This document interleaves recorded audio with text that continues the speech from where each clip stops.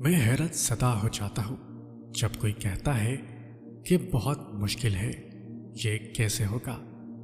لوگ یہ بات کیوں بھول جاتے ہیں کہ اللہ ہر شے پر قادر ہے۔ جو آپ کو مشکل لگ رہا ہے وہ اس کے لیے مشکل نہیں، اس نے تو کن کہنا ہے اور سب آسان ہو جانا ہے۔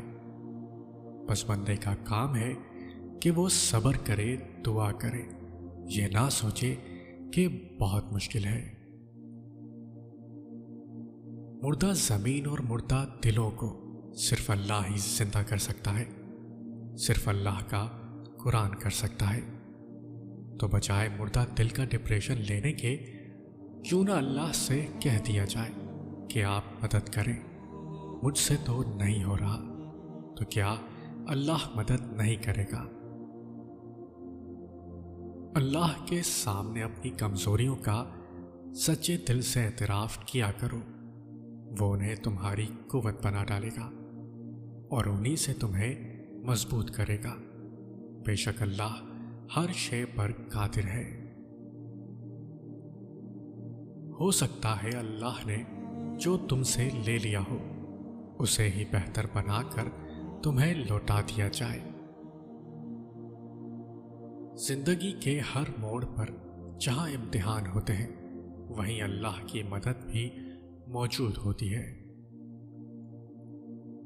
اللہ جب درد دیتا ہے تو تسکین بھی دیتا ہے، تو مانگو اسی سے تسکین، صبر اور اس کی مدد، پھر تم رحمان کو رحیم پاؤ گے۔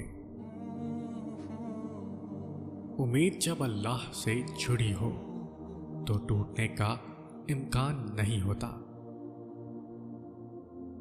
اچھے لوگوں کا اللہ بہت امتحان لیتا ہے پر ساتھ نہیں چھوڑتا، اور برے لوگوں کو بہت کچھ دیتا ہے پر اپنا ساتھ نہیں دیتا۔